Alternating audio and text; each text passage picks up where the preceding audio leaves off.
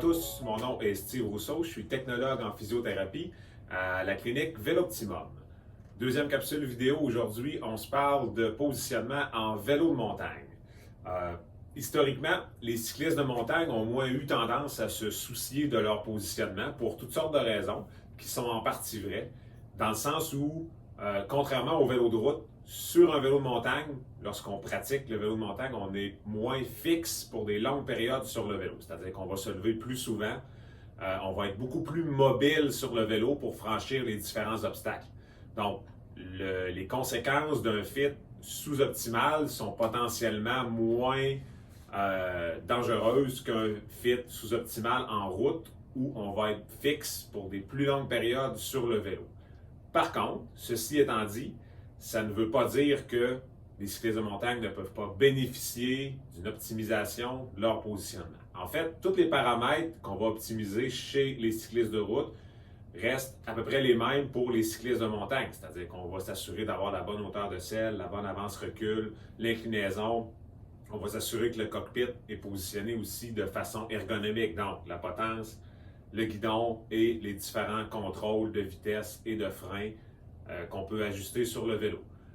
On va aller chercher aussi les mêmes bénéfices que les cyclistes de route, c'est-à-dire optimisation au niveau du pédalage, meilleure grimpe, répartition du poids optimale sur le vélo. Donc, pour franchir les obstacles en vélo de montagne, pour avoir un bon équilibre, c'est très important.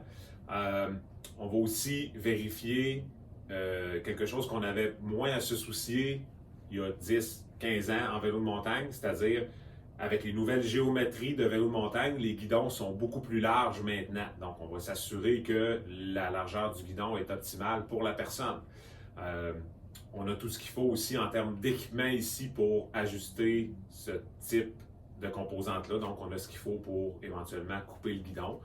On a aussi l'équipement pour installer sur la base tous les types de vélos. Donc, notre base qu'on utilise pour le positionnement peut s'adapter à tous les types d'axes de fourche, tous les types de grandeur de roue. Donc là-dessus, il n'y a pas de restriction au niveau du type de vélo que vous avez, que ce soit un vélo de cross-country, d'enduro. La base peut accueillir tous ces types de vélos-là. On va aussi souvent aller plus loin lors du positionnement d'un vélo de montagne. On va vérifier sur un double suspension ou même sur un cadre rigide avec seulement une fourche.